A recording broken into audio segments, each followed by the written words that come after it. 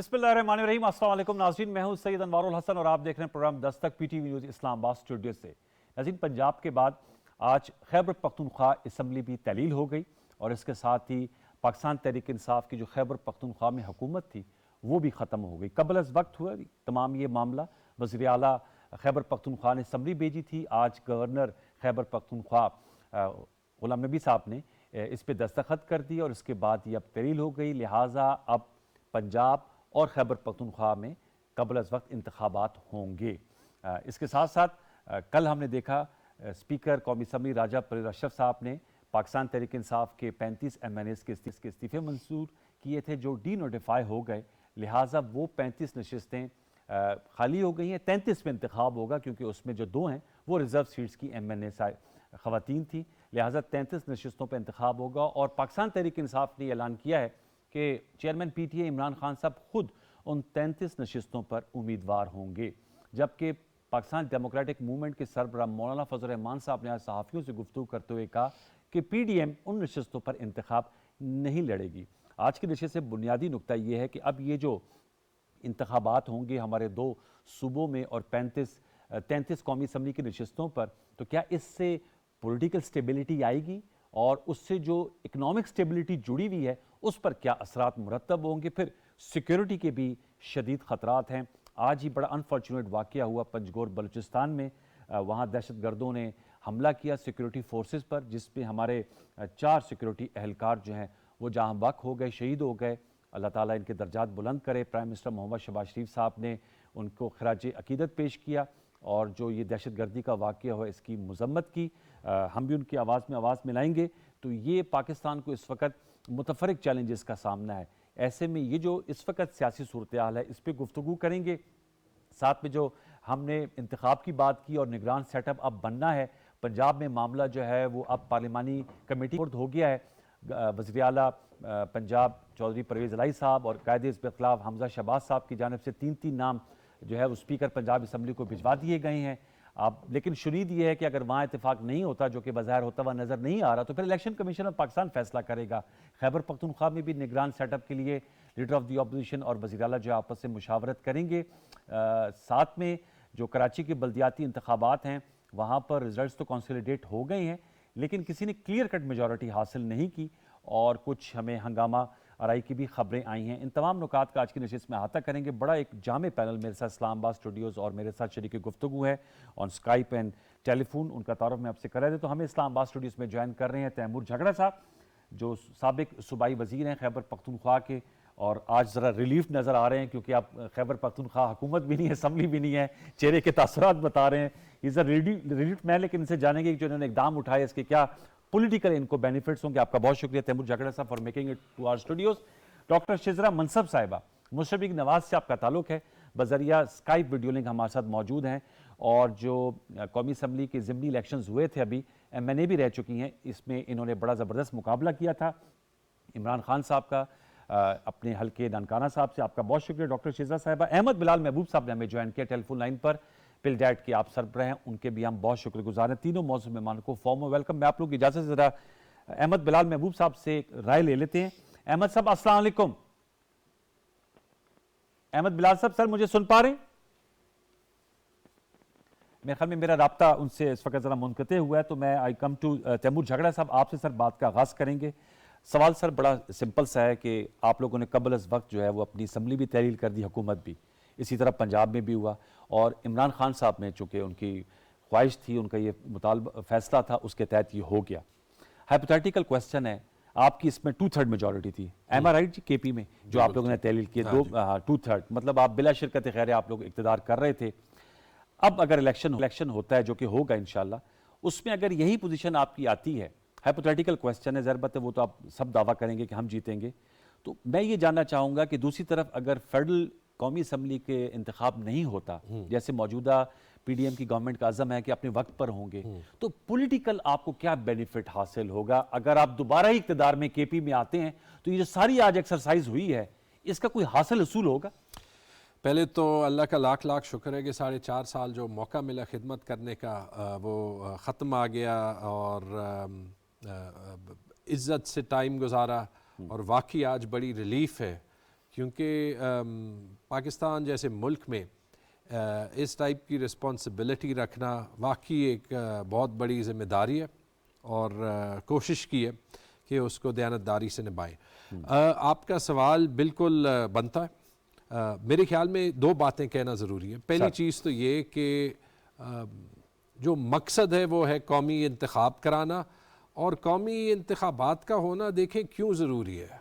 हर रोज़ साबित हो रहा है, स्टॉक मार्केट क्रैश, महंगाई, इकॉनमी को ना मैनेज करना, IMF के पास ना जाना, सुलेमान शहबाज का मिफ्ता इस्माइल को जोकर कह के अपने ही जो है वो 6 महीने की फाइनेंशियल परफॉर्मेंस पे बहुत बड़ा सवालिया निशान उठाना, ये क्राइसिस पाकिस्तान नहीं बर्दाश्त कर सकता। ये मैं सिर्फ एक PTI मेंबर के तौर पे नहीं कह रहा हूँ, और इसका हल तो कौमी इंतखाब ही है। लेकिन अगर नहीं भी होता तो फिर ये जो एक्सरसाइज अगर हुई है, हम KP की, और ये देखें, वो दोनों देख लें कि आपके पास अहमर बिलाल महबूब भी हैं जो पार्लियामेंट्री सिस्टम्स को देखते हैं।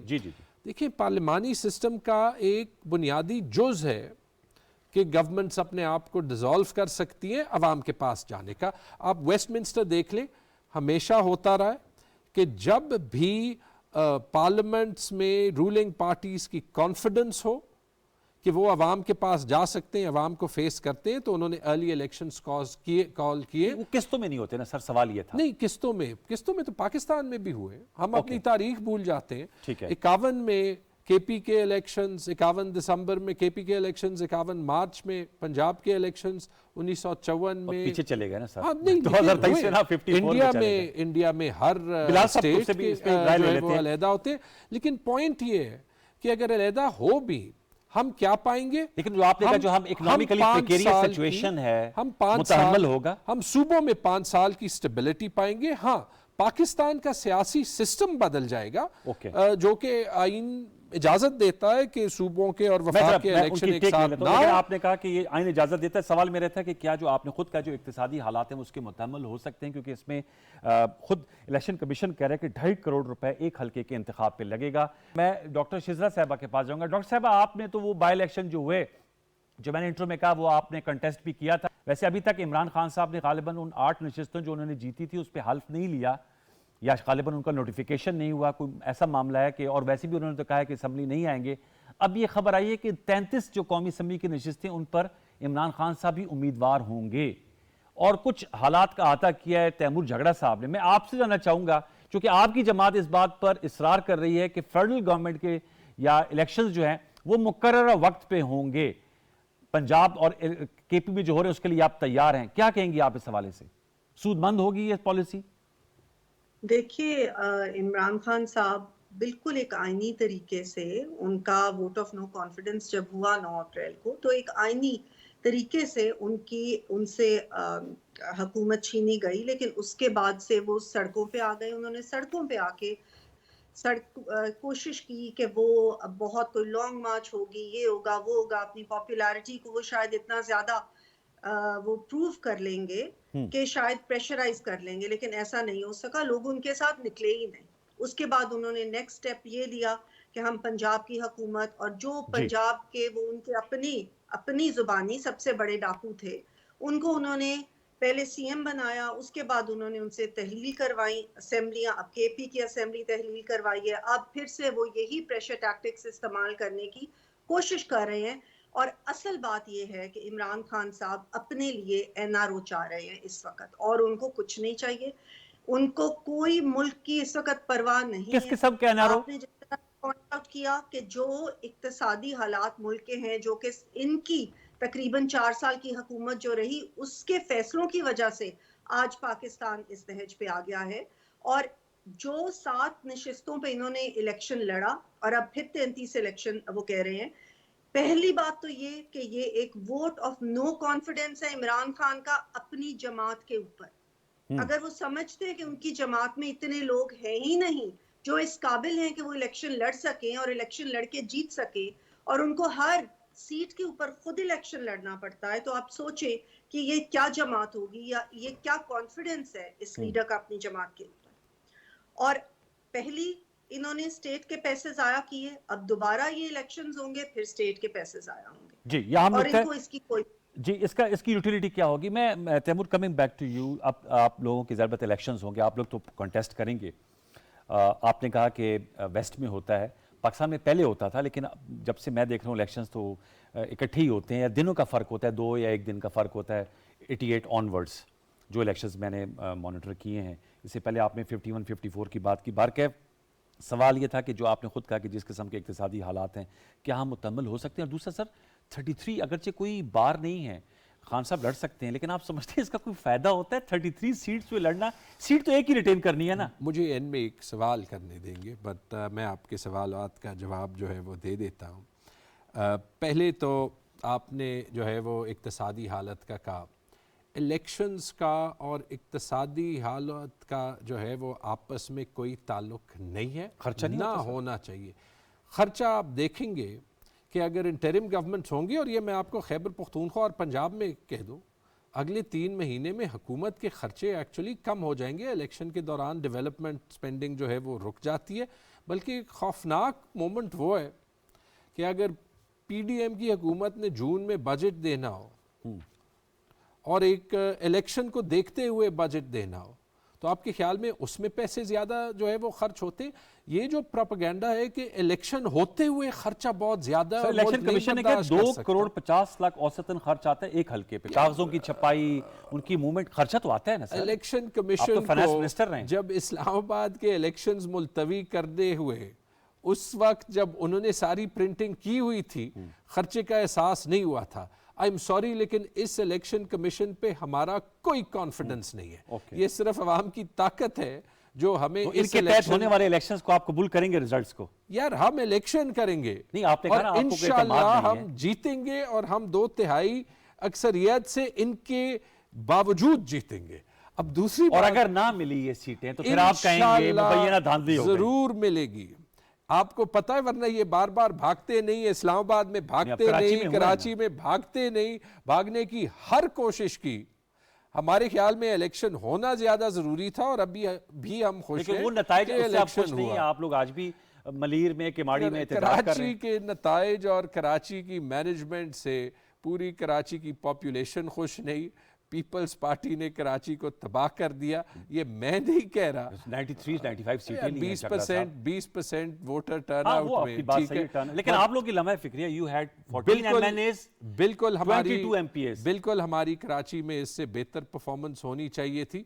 कुछ एडमिनिस्ट्रेटिव कॉजेज होंगे। मैं कराची चूंकि हमारे जो है वो अपने चैलेंजेस थे, तो मैंने इतने डीपली जो है वो देखा नहीं जमान साहब ने भी है। खुद लेकिन कहा है कि कैसे wake up नहीं call हो है। सकता कि ये एक वेक अच्छा, अप एक तो कॉल नुकता हो। ये हो गया हाँ कि जी आपने कहा अखराजात कम होंगे। हाँ। दूसरा, 33 नशिस्तों पे खान साहब का ही लड़ना, मुझे ये समझाएं कि खान साहब ने जब एक सीट रिटेन करनी है, अगर 32 सीटें, नहीं ये तो एक स्टेटमेंट है ना। ये फवाद तो चौधरी साहब ने आज भी आप लोगों का फैसला, खान साहब ही उम्मीदवार हैं। नहीं, ये तो खान साहब का खड़ा होना ही एक स्टेटमेंट है। क्योंकि आप मुझे ये बता दें कि ये वो हुकूमत है PDM की जो पहले ये कहे कि आप सूबाई असेंबलीज को तोड़ दें ताकि नेशनल इलेक्शन हो, बाद में उसकी मजम्मत करते हैं।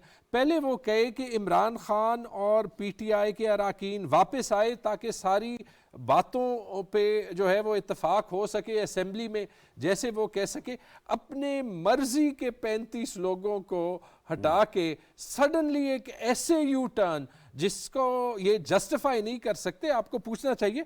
और आखिरी चीज़ जो हमारी ऑनरेबल एक्स MNA ने डॉक्टर शिजरा ने कहा कि असेंबली तोड़ना वोट ऑफ नो कॉन्फिडेंस है, ये प्लीज़ ज़रूर पूछ लें। वो क्या कि PMLN में हर ओहदा शरीफ ख़ानदान या शरीफ ख़ानदान से शादी किए हुए किसी रिश्तेदार को देना, और अब चीफ ऑर्गेनाइजर का ओहदा जो है वो मरियम नवाज शरीफ को देना, इस बात की जो है वोट ऑफ नो कॉन्फिडेंस नहीं है कि PMLN में शरीफ खानदान के अलावा सारे गुलाम हैं, इनकी कोई हैसियत ही नहीं है। मतलब इस पे ये कोई हाथ नहीं उठाएंगे। शायद ये अभी इनको डिफेंड करना पड़े, क्योंकि इनको तो जो है वो अपनी जो है वफादारी अभी निभानी पड़ेगी। वो तो हर जमात को करनी पड़ती है। आप कभी खान साहब की 33 नशिस्तों पर इंतखाब लड़ना जस्टिफाई करना है। हम जहाँ पे हमने अभी खुद माना है कि कराची में हमारी कमजोरी थी, और PTI में ये कल्चर बल्कि कुछ ज्यादा ही है। कुछ लोग कहेंगे कि हम आपस में जो है जहाँ तनकीद करनी होती है बहुत चलिए, वो तो अच्छी बात है। डॉक्टर शिजा साहब, आप इस हवाले से क्या कहेंगे? और इनका ये नुक्ता है जो बड़ा मैं समझता हूँ कि इसका आप जरूर जवाब दीजिएगा कि ये पिक एंड चूज करके 35 हलकों में क्यों उनके इस्तीफे मंजूर किए गए? कल भी हमारे प्रोग्राम में अमजद न्याजी साहब थे, वो कहते कि जी सबके फिर मंजूर कर अभी लेते। तक तो ये कह रहे थे कि एक एक हो जी, के आना है ना। वो पर्सनल तो क्या वेरिफिकेशन हुआ का उस कह रहे चांस थे। को? इस पे आपका ये मौकफ, तो और दूसरा blatant manipulation शरीफ फैमिली है। के हवाले से उन्होंने बात की है जी, आपकी जमात में जो देखिए, मौरूसियत है। पहले तो मैं इस बात का जवाब दूंगी कि जो झगड़ा साहब ने कहा कराची में कि हम एक्सेप्ट करते हैं, लेकिन ये एक्सेप्ट तो नहीं कर रहे। इनकी तो सारी जमात वहां पे हुल्लड़बाजी कर पे, अभी भी झगड़े इस वक्त हो रहे हैं। जो इलेक्शन ये लोग जीत जाते हैं, इनके लिए सिर्फ और सिर्फ वही एक्सेप्टेबल है। जी जो इलेक्शन ये हार जाते हैं वो उसको एक्सेप्ट नहीं करते। और इसी तरीके से बार बार हमारी सारी जमातें पीडीएम की ये कहती रही, बहुत देर कहती रही कि आप लोग आए, असेंबली में बैठे, इलेक्शन के हवाले से जो कुछ रूल्स रेगुलेशंस या जो भी इसका एक फ्रेमवर्क बनाना है वो सारी जमातें मिलके बनाएं, ताकि जिस वक्त इलेक्शन हो वो फ्री एंड फेयर हो और सब जमातों को वो एक्सेप्टेबल हो। लेकिन ये लोग नहीं आए। इमरान खान साहब अपनी जिद पे अड़े रहे हैं और आज भी ये उसी जिद पे अड़े हुए हैं। ये स्टेटमेंट नहीं है, ये उनका वोट ऑफ नो कॉन्फिडेंस है अपनी पार्टी के ऊपर। और क्या वो 272 सीटें जब जनरल इलेक्शन होगा, क्या वो 272 सीटों पे लड़ेंगे?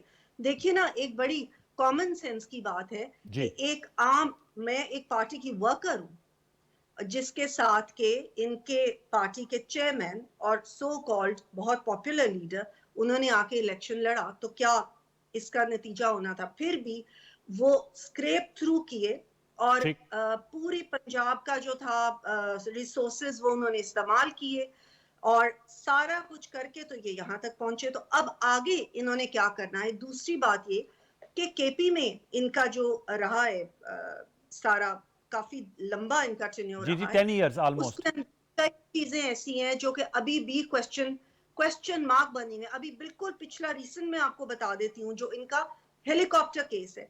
हेलीकॉप्टर में यही इमरान खान साहब जो कहा करते थे कि हमें प्रोटोकॉल नहीं करना चाहिए, ये नहीं करना चाहिए, जिन्होंने यूनिवर्सिटी खोलनी थी प्राइम मिनिस्टर हाउस में और गवर्नर हाउस में पता नहीं क्या क्या करना था, उन्होंने इतना मिसयूज किया है उस गवर्नर हेलीकॉप्टर को। और उसके बाद इन्होंने केपी असेंबली को रबर स्टैंप बना के जी अपने लिए बैक डेटेड एक लॉ बना लिया, जिससे कि उन्होंने अपने आप को बचा लिया, अपने आप को एनआरओ दे दिया। और अभी भी इमरान खान साहब आगे भी अपने आप को एनआरओ देने के ठीक है। लिए ये सारी चीजें, बिकॉज उनके अभी भी बहुत ज्यादा तोशाखाना का उनके केसेस हैं और भी कई केसेस इस वक्त उनके ऊपर हैं, जिनसे बचने के लिए अपनी डिस्क्वालिफिकेशन के डर से वो ये प्रेशराइज कर रहे हैं।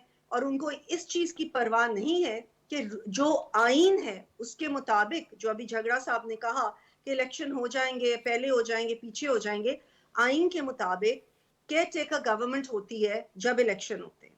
अगर हम पंजाब में और केपी के पहले जो कि अब करने पड़ेंगे ऑब्वियसली इलेक्शंस, तो उसमें इनके अपनी और या दूसरी अगर होती है, तो क्या वो वफाक के इलेक्शन के ऊपर असरअंदाज नहीं ठीक, होगी? आप कह रही है अगर तो जो ये जीत कर तरीके आता है से वो जब बाद में होंगे तो आपने कहा फिर उस पर असरअंदाज हो सकते हैं, वाइस वर्सा।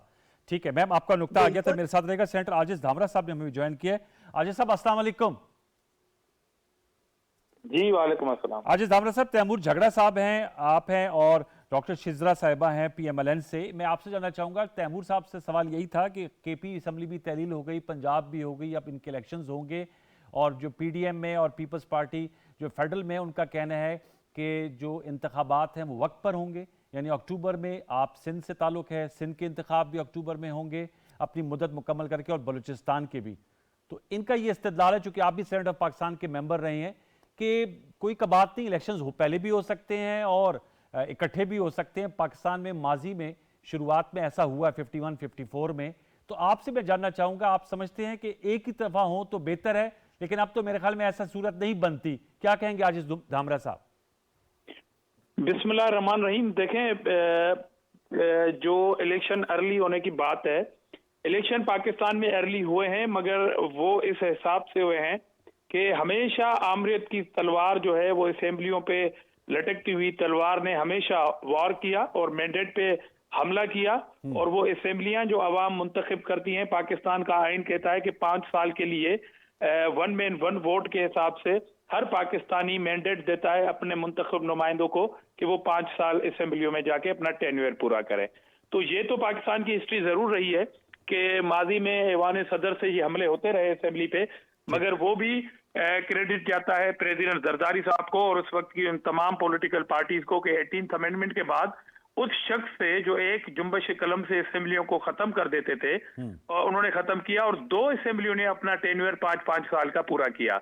अब एक जिद्दी और लाडले बच्चे ने अब मैं समझता हूं कि पाकिस्तान के अवाम के वोट के तकद्दुस की तौहीन करते हुए, पामाली करते हुए, अपनी जिद पूरी करते हुए उन्होंने कहा कि जी ये 2 असेंबलियां चली जा रही हैं। जी जनाब आला, आप अपने शौक पूरा कर दिया और पाकिस्तान का आइन आपके जिद के ताबे नहीं हो सकता, आपकी अना के ताबे नहीं हो सकता। इसलिए ये इलेक्शन तीसरी असेंबली भी जरूर पूरा करेगी और पीडीएम कोशिश कर रही है कि पूरा करें।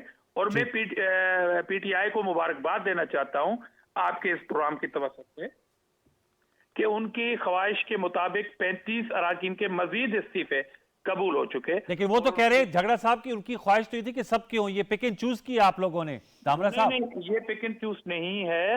इससे पहले भी आपको याद होगा कि जब हमने इनकी रेजिग्नेशन 9 हलकों पे कबूल हुई थी तो कराची के इनके एक रुकन ने अदालत में चले गए और उन्होंने कहा कि जी मैंने इस्तीफा नहीं दिया, मैंने पीटीआई के इस बयानिए से एग्री नहीं करता इस्तीफा से जो थे शकूर शाह साहब, वहां पे इलेक्शन नहीं हुआ, मलीर में हुआ तो इमरान खान ने। कुछ झगड़ा साहब आपसे पूछना चाह रहे हैं सर, धामरा साहब सुनिएगा। 35 क्यों, 36 क्यों नहीं, 34 क्यों नहीं, ये बता दें। 35 वो कहती है 35 क्यों, 36 क्यों नहीं, 34 क्यों नहीं, 40 क्यों नहीं। करने दें मेरी एक बात। जी करें। देखें एक बात तो ये हुई, दूसरी बात ये हुई कि अली मोहम्मद खान कौन सी पार्टी से ताल्लुक रखते हैं? पीटीआई से सर। पीटीआई से। वो क्या अदालत में इस्तीफा देने के बाद नहीं गए थे, हलफ नहीं जमा कराया था कि मैंने कोई इस्तीफा नहीं दिया? उनके साथ भी अरकान गए थे। आपने नेशनल असेंबली में इस्तीफे दिए और अदालत में जाके हलफ जमा कराया कि जी हमने कोई इस्तीफा नहीं दिए। तो ये पीटीआई की जिद और अना है जो खिलवाड़ कर रही है पाकिस्तान के अवाम के मैंडेट के साथ और पाकिस्तान के आइन के साथ। अब तो मैंने मुबारक दे रहा हूं ना कि 35 हलकों में आप खड़े हो जाएंगे, आप जीत जाएंगे क्योंकि आपकी सो कॉल्ड पॉपुलरिटी है। सिंध ने रिसेंटली 2 दिन पहले आपको रिजेक्ट किया है, दोनों बड़ी डिविजन्स में आपको रिजेक्ट। अच्छा धामरा साहब, इस पे जरा मेरे साथ ही रहिएगा क्योंकि इस पे भी तैमूर झगड़ा साहब ने कहा है कि वहां के जो इलेक्शंस है ना वो आपकी जमात ने, पीपल्स पार्टी ने कोई कारकर्दगी नहीं दिखाई तो फिर कैसे जीत लिया। मैं ब्रेक लूंगा, बताऊंगा तो गुफ्तगू यहीं से बढ़ाएंगे। तैमूर झगड़ा साहब हमारे साथ मौजूद है, डॉक्टर शेजरा साहबा और सेनेटर आजिज धामरा साहब। व्यूअर्स एक छोटा सा वक्फा, दोबारा लौट के आते हैं, हमारे साथ रहे। अहमद बिलाल महबूब साहब से हमने रब्ता करने की कोशिश की, दोबारा उनसे रब्ता नहीं हुआ। मैंने कहा ये मैं आपको बता दूं क्योंकि शुरू में वो हमारे साथ थे लेकिन बात नहीं हो सकी थी। एक छोटा सा वक्फा ले लीजिए।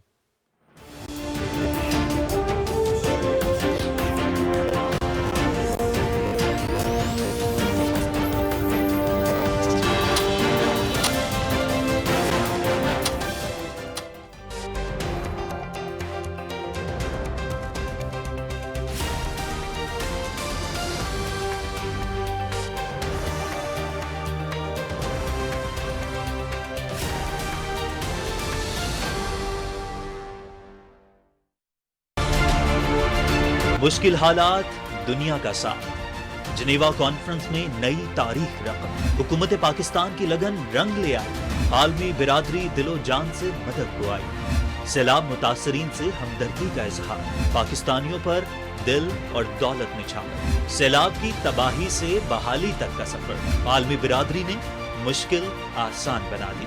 बर्बादी से आबादी का नया रोड मैप, अब टूटे घर और स्कूल बनेंगे। खेतों में फिर फसलें लहराएंगी, किसान के चेहरे पर खुशहाली आएगी। परेशान हाल लोगों में इत्मीनान की लहर, पाकिस्तान की मईशत को नया रास्ता मिल गया। कौम अक़वाम मुत्तहिदा और डोनर्स की शुक्रगुजार। अवाम का इत्तेहादी हुकूमत को खिराजे तहसीन। शुक्रिया वजीर आज़म शहबाज शरीफ।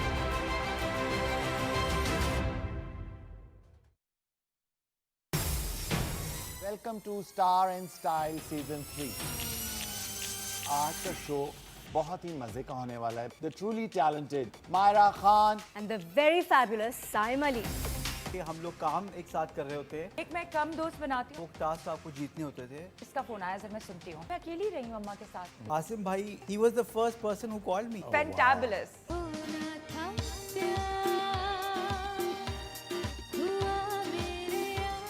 घूमने फिरने का शौक है। आपके साथ साइम होंगे या आपके साथ मायरा खान? आप लोग हमें बहुत ही जल्द देखेंगे स्टार एंड स्टाइल सीजन 3 में मेरे बहुत ही अच्छे दोस्त आसिम यार टिवाना के साथ। ओनली ऑन पीटीवी हो। सितारों का जहां।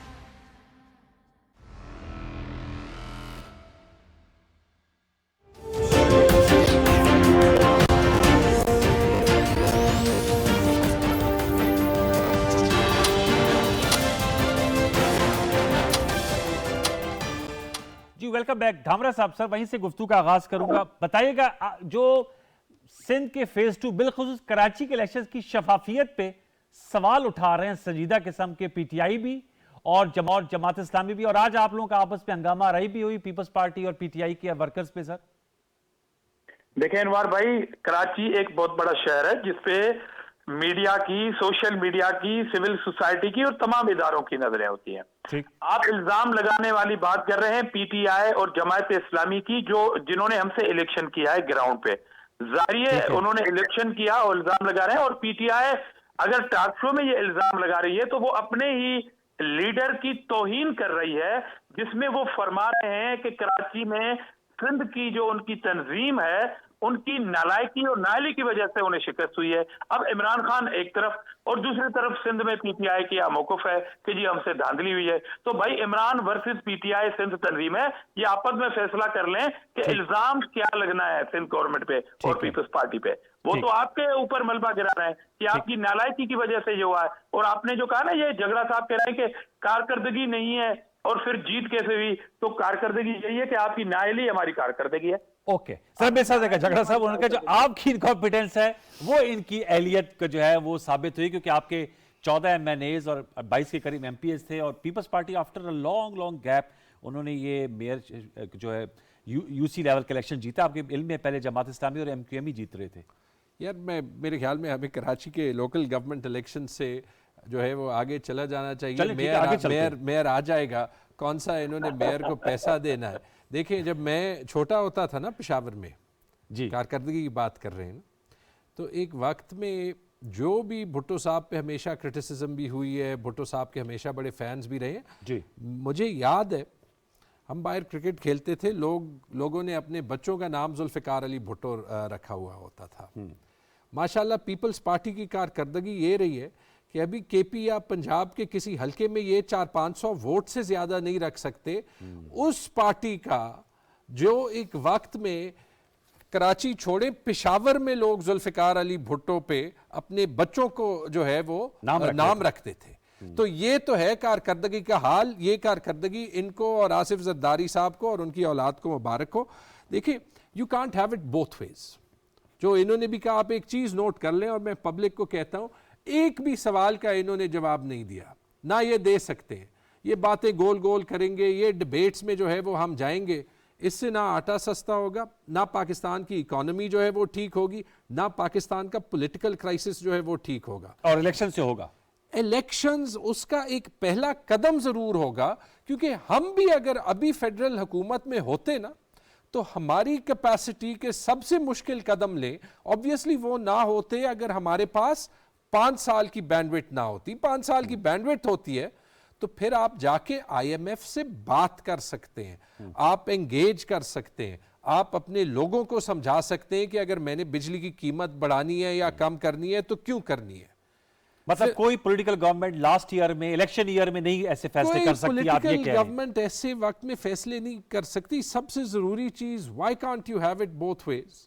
आप ये नहीं कह सकते कि एक वोट ऑफ नो कॉन्फिडेंस जिसमें 13 जमातें, जिसमें सबसे बड़ी जमात के 80 वोट हो, उनका एक ऐसे जमात को टॉपल करना जिसके 155-160 सीटें हो, कि वो आइन के मुताबिक है।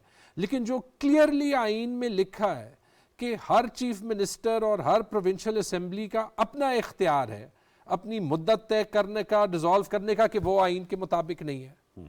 You can't have it both ways. आपके पास ये चॉइस हो कि आप उसके साथ वफाकी इलेक्शंस करा सके या उससे पहले That is a better idea. या आप उससे पहले हमारे साथ बात कर सकें, ताकि हम 1 महीना जो है वो डिले कर दें, 2 महीने डिले कर दें, आप 1 महीना जो है वो पहले कर दें। आप अपनी नाकारकर्दगी की खौफ से ये बात करने के लिए तैयार ही ना, और बाद में फिर आप कहें जैसे डॉक्टर शिजरा ने कहा कि अगर सूबाई इलेक्शंस हों तो फिर ये खदशा होगा कि जब वो अगर वो कौमी जो इलेक्शंस हुकूमतें होंगे होंगी, तो सूबाई वो इलेक्शंस के influence नीचे होगी। होंगे, वो तो सूबाई इलेक्शंस के फिर नीचे ही होंगे। मैंने आपको कहा कि ये एक मुस्बत पार्लिमानी कदम है, लेकिन इसका इम्प्लीकेशन ये है कि हम पाकिस्तान का सियासी निज़ाम प्रैक्टिकली बदल रहे हैं, और आप खुद ये मान रहे हैं कि बदल रहे हैं, क्योंकि आप जो है वो ये एक कॉन्शियस डिसीजन ले रहे हैं कि आप वफाक में इलेक्शन नहीं करना चाहते, सूबों में इलेक्शन हो। जो पाकिस्तान का सबसे बड़ा मेरे ख्याल में चैलेंज है ना अनवार, वो ये है, वो मेरे ख्याल में ये नहीं है कि इलेक्शंस एक साथ हों या इलेक्शंस एक साथ ना हो, वो तो हो जाएंगे। पाकिस्तान का सबसे बड़ा चैलेंज ये है कि जब हम ये समझते हैं कि आइन को तोड़ना, आइन को बेंड करना जो है वो दाएं हाथ का खेल है, बाएं हाथ का खेल है। 90 दिन जो है वो लिखा है, वो 90 के बजाय 91 दिन हो, 95 दिन हो, जो आइन में लिखा है वो उसके हमें तहत ही फॉलो होना चाहिए। करना नहीं, चाहिए। वो तो आई एग्री विद यू। और एक बार जब वो होगा, पाकिस्तान के मसले 1 by 1 सारे हल होंगे। Point taken. मैं धामरा साहब, आप डॉक्टर साहब, आप चूंकि धामरा साहब आपसे बात शुरू हुई थी पीपल्स पार्टी की कारकर्दगी के हवाले से कि वो एक सिंध की जमात बन के सुकड़ गई है, जो इस्तिदलाल है तैमूर झगड़ा साहब का। और डॉक्टर शिजा साहब, चूंकि आपने कहा था इलेक्शंस के हवाले से, तो उनका ही नुक्ता ये है कि ये मैटर नहीं करता कि पहले इलेक्शन हो जाए या बाद में हो जाए, आइन और कानून के तहत जो चीज़ें उनके तहत होनी चाहिए तो पाकिस्तान के बहुत से मसाइल हल हो जाएंगे। और ये बात मैं झगड़ा साहब से एग्री करता हूँ कि चाहे आपकी हुकूमत हो चाहे इनकी हुकूमत हो, जब डिफ़िकल्ट चॉइसेस हों तो पॉलिटिकल कैपिटल बंद करता है जमातों का सख्त फैसले लेने से, क्योंकि फिर अवाम वोट डालते हुए उन चीज़ों को अपनी तरजीहात में रखते हैं। तामरा साहब पहले आप, और फिर डॉक्टर साहब फिर आप। देखें, पहली बात, पीपल्स पार्टी की कारकर्दगी पे झगड़ा साहब के लिए मुझे बिल्कुल एहतराम है। अभी रिसेंटली आपका एक बड़ी बहस चली थी और आपने कहा कि खंबे को इमरान खान वोट देंगे तो वो कामयाब होगा, और सिंध की सुकड़ी हुई पार्टी ने मुल्तान में आपके बहुत बड़े लीडर कुरैशी साहब, जो आप कहते थे कि जी हम उस फरसूदा निजाम से निकल गए हैं, उनकी मोहतरम साहबजादी को शिकस्त जो है वो बकौल आपके सिंध की सुकड़ी हुई पार्टी ने दी है।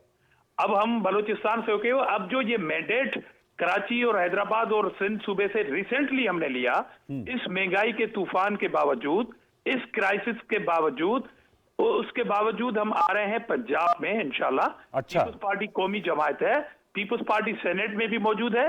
पीपल्स पार्टी ने अभी जो कश्मीर में सीटें ली है, आपको मुंह की खानी पड़ी है कश्मीर में, और वो सिंध की सुकड़ी हुई पार्टी ने आपको दिलाई है।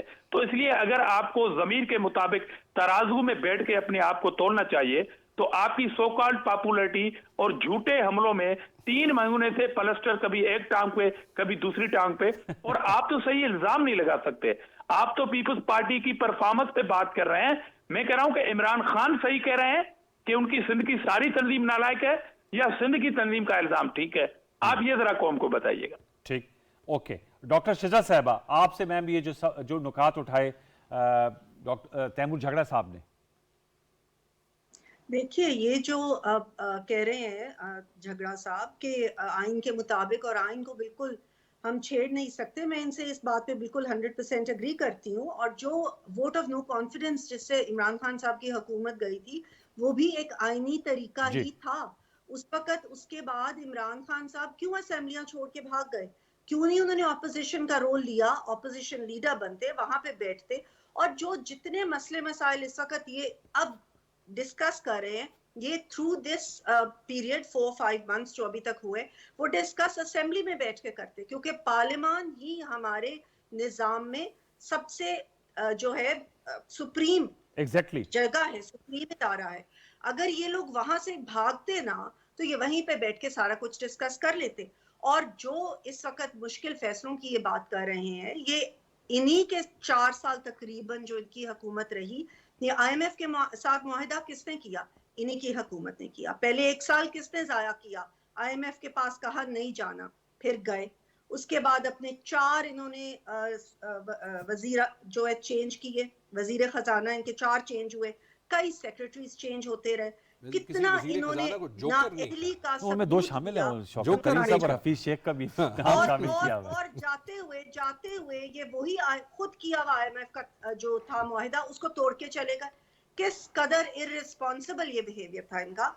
और अब उसके बाद भी हम इनको दावत देते रहे, PDM की तमाम जमातें, कि आ जाए, वापस आए और बैठ के सारे मुज़ाकरात कर ले, लेकिन वो तो उन्होंने नहीं किए। और अब इन्होंने जिस तरीके से ये समझा कि जैसे एक होता है ना कि बड़ा बच्चा और एक छोटा बच्चा होता है और एक लाडला बच्चा होता है, कि लाडला बच्चा तोड़ देगा सब कुछ और जो बड़े बच्चे उनको कहा जाएगा कि भाई आओ तुम अब संभाल लो। This is not how it's going to happen.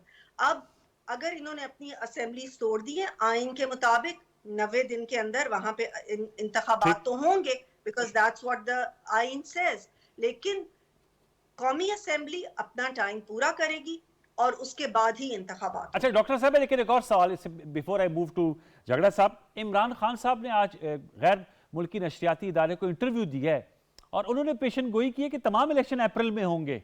तो मैं आपसे जानना चाहूँगा, आप माशाल्लाह PMLN की उन रहनुमाओं में हैं जो इलेक्शन लड़ते हैं, आप लोगों की पार्टी के इनसाइड व्यू क्या है?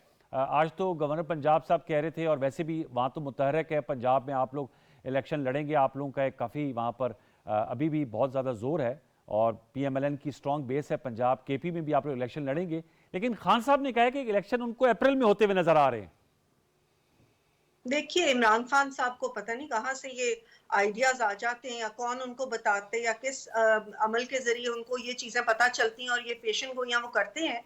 ये सिर्फ जो उनकी ख्वाहिश हो रही होती है शायद उसको वो प्रोजेक्ट कर देते हैं, लेकिन इंतखाबात जो 2 असेंबली टूटी हैं उनमें जरूर होंगे। और जिस वक्त इंशाअल्लाह ताला PMLN स्वीप करेगी पंजाब को, उसके बाद इन्होंने दोबारा ये एक झगड़ा डाल देना है कि जी अब तो ये तो इंतखाबात ही ठीक नहीं हुए और ये तो धांधली हुई हमारे साथ। और उसके बाद जब अक्टूबर में होंगे और इन लोगों ने फिर ये बाद में कहना है कि ये तो असरअंदाज हो रही हैं असेंबलियां, तो इनके अपनी जो किए हुए इक़दामात है वही इनको उनका बैकलैश इनको सहना पड़ेगा। तो झगड़ा साहब वो कह रही फिर झगड़ा इस बात पर होना है इलेक्शन के नताइज के हवाले से। वैसे ये सर ये बात है कि ज़िमनी इलेक्शन इमरान खान साहब। अनवर भाई 5 सेकंड के लिए एक बात कह दूं। जी जी जी जी जी देखिए, मैं ये पूछना चाहता हूं अपने भाई से, जरा ये भी कौम को बता दें आपके प्रोग्राम में कि वो जब एक आईनी तब्दीली कौमी असेंबली में लास्ट अप्रैल में हुई थी तो वो रिजीम चेंज था बकौल इनके ना।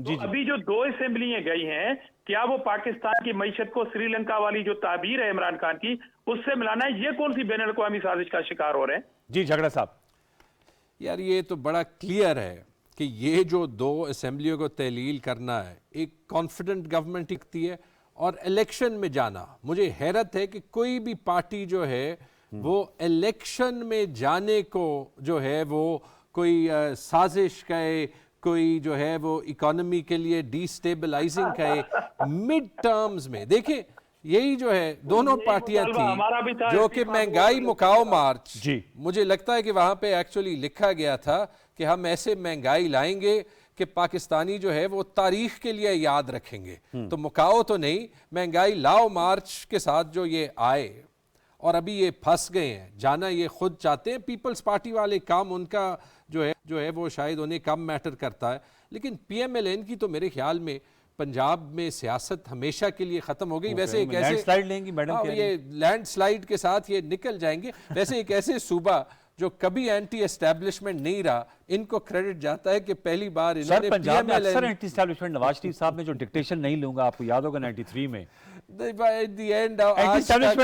तक यानी ज्यादा बिकता है, खान साहब का ज्यादा बिक रहा है एंटी एस्टैब्लिशमेंट। और PMLN और पंजाब जो है वो पूरे पाकिस्तान की पॉलिटिक्स में प्रो एस्टैब्लिशमेंट सूबा ही रहा है। लेकिन अभी अच्छा है कि पंजाब भी जो है वो अब इसलिए अच्छा है कि PTI गवर्नमेंट भी थी। बिल्कुल अच्छा है क्योंकि PTI जो है, जो भी मुझे जनीवा में एक सीनियर ब्यूरोक्रेट ने कहा, या भी जो डोनर्स कॉन्फ्रेंस नहीं ले सकता क्योंकि एक ऑफ द रिकॉर्ड डिस्कशन थी, वो कह रहे थे कि इमरान खान के साथ उनके जो भी इख्तिलाफ, इमरान खान एक डिसरप्टर है। और अगर पाकिस्तान डिसरप्टर का मतलब कि वो स्टेटस क्वो को डिसरप्ट करते हैं, जो है वो निज़ाम को डिसरप्ट करते हैं, क्योंकि पाकिस्तान को एक नए निज़ाम की ज़रूरत है। ये तो हर sir, party is it a good thing disruptor being a disruptor? Good thing. वो तो आप इन्हीं की बात कर रहे हैं। नहीं, धामरा साहब कैच कर लेंगे आपके वर्ड धामरा को, साहब बड़े नहीं पुराने catch कर सियासतदान सकते, हैं।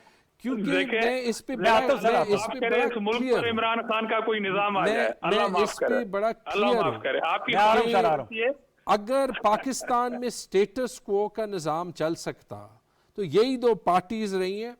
आप 1947 से ही देख लें, तीन टाइप की हुकूमतें पाकिस्तान में रही है। मुस्लिम लीग की रही है, पीपल्स पार्टी की रही है, या जो है वो मिलिट्री डिक्टेटरशिप्स रही है।